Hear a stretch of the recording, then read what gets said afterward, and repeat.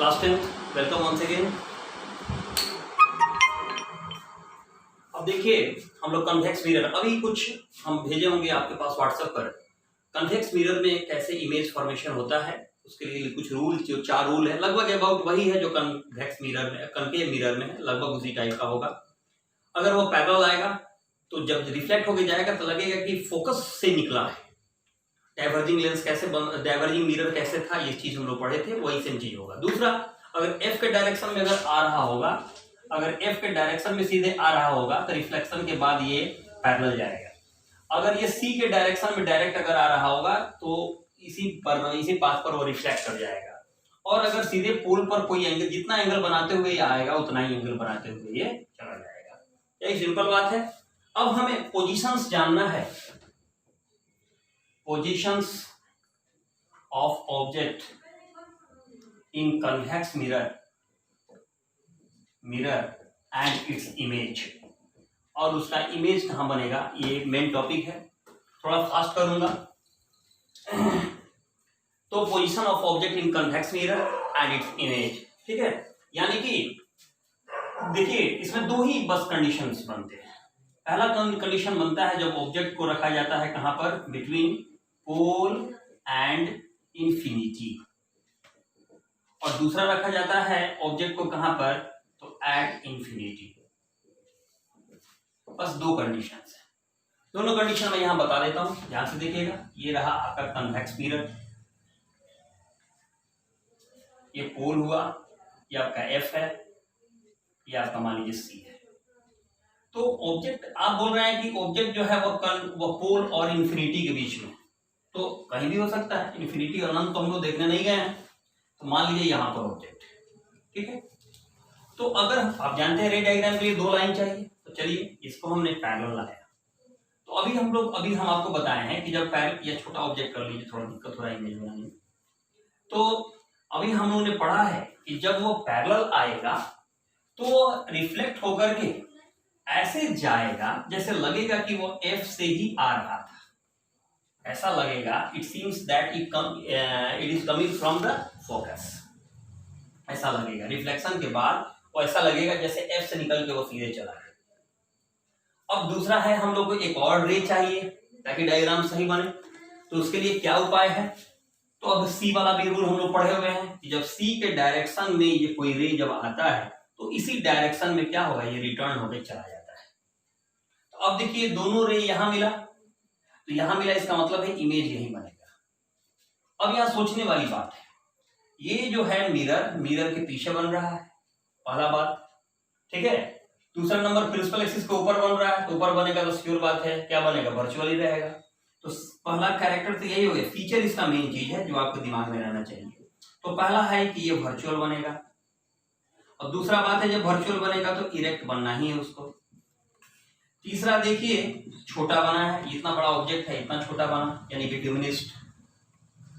Diminished.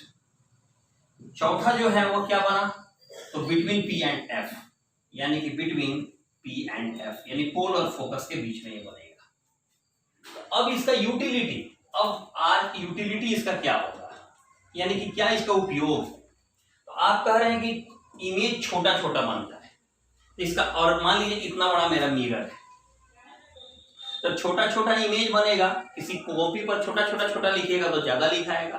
ठीक वैसे ही किसी मिरर में अगर छोटा छोटा इमेज बनेगा, इसका मतलब है बहुत कई ऑब्जेक्ट्स का इमेज बन सकता है।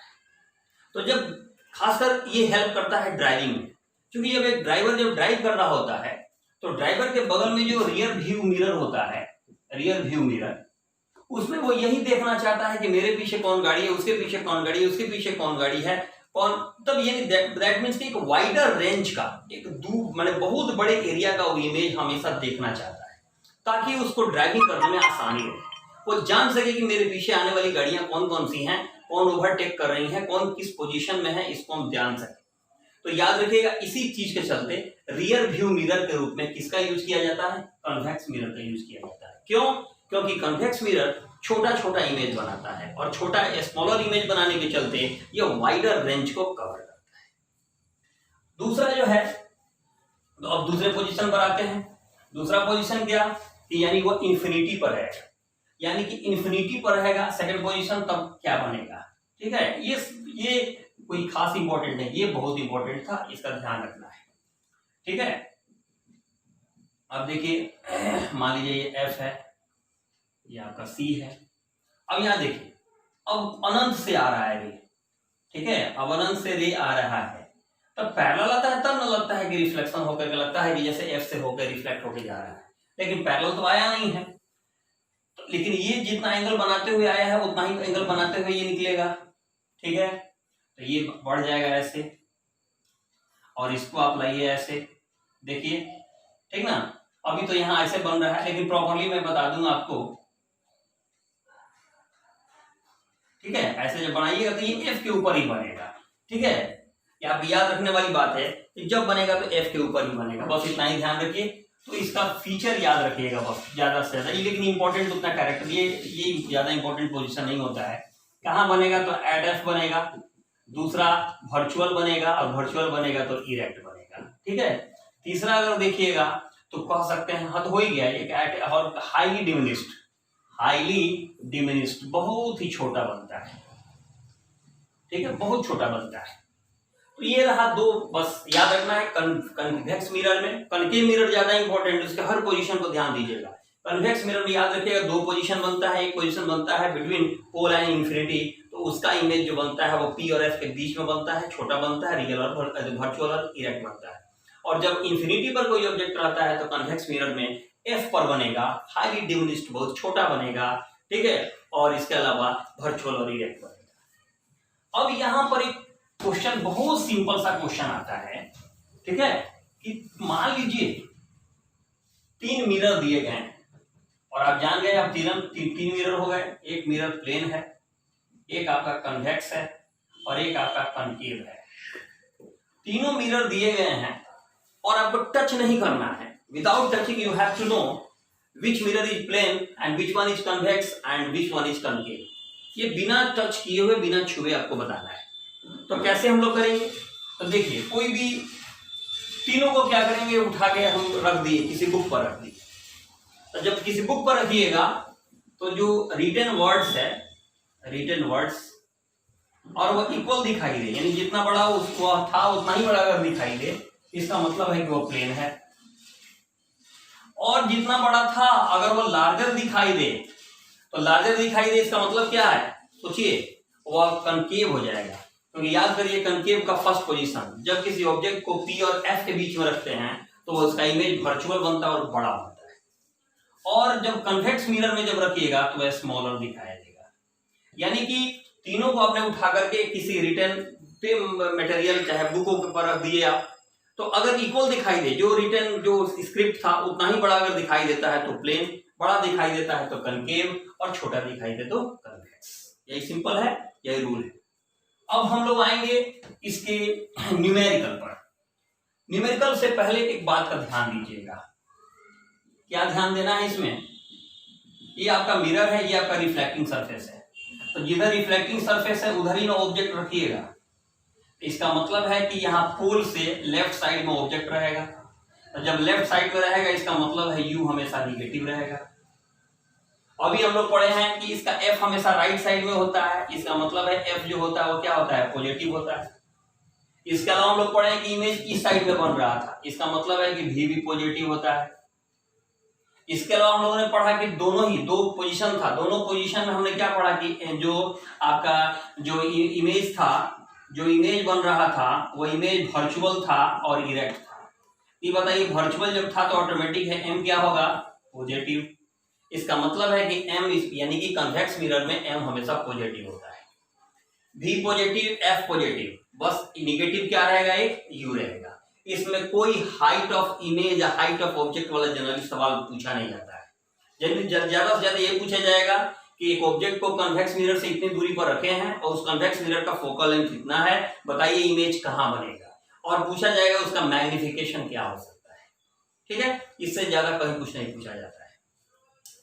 ठीक है, देखिए एक और चीज याद आया, मैग्निफिकेशन एक वर्ड से, लीनियर मैग्निफिकेशन आप पढ़े।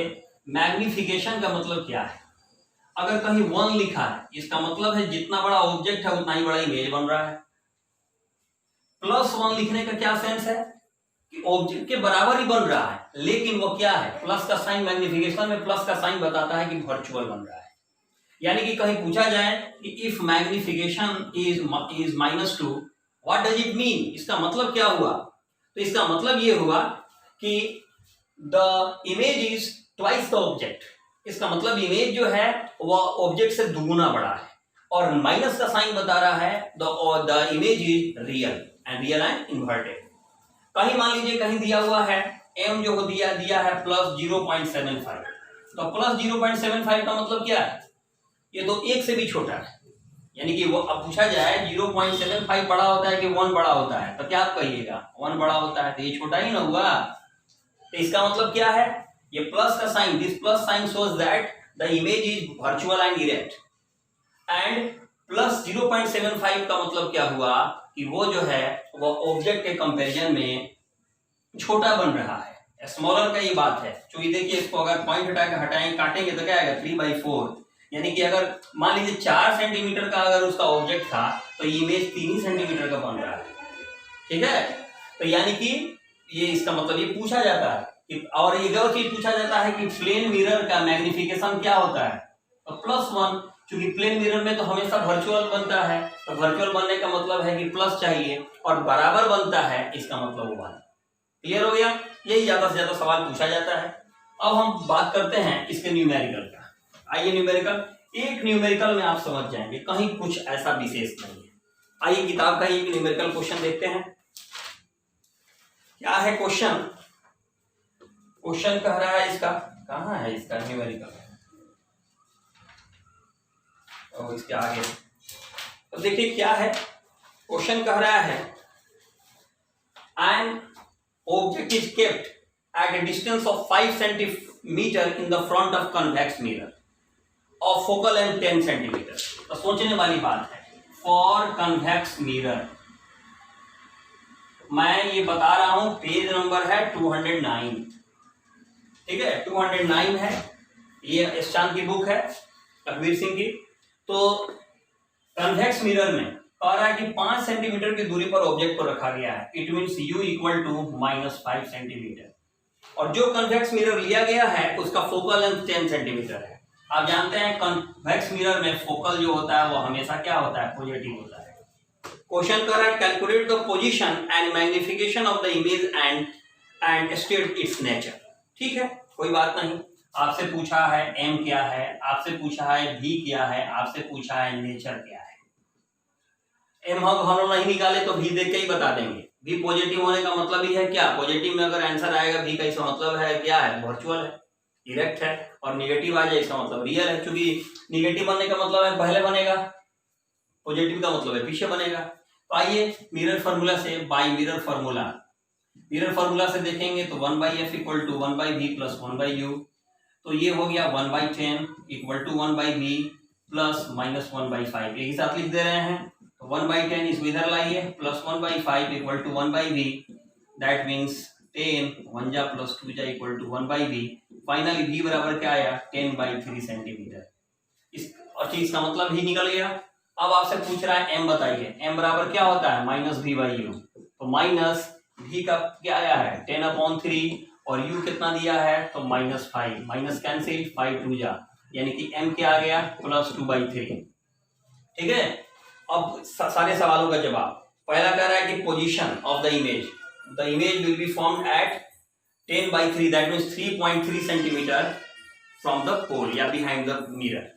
इसके बाद कह रहा है क्या, उसका m का मैग्निफिकेशन क्या होगा, तो मैग्निफिकेशन विल बी 2/3 प्लस 2/3। अब कह रहा है कि इसका नेचर क्या होगा, अब चाहिए तो यहाँ लिख सकते हैं नेचर, इसका मतलब है कि वर्चुअल होगा और क्या होगा, इरेक्ट होगा। ठीक है, कहीं कुछ विशेष नहीं है, यही इतना है। और इसके अलावा अगर हम लोग बात करें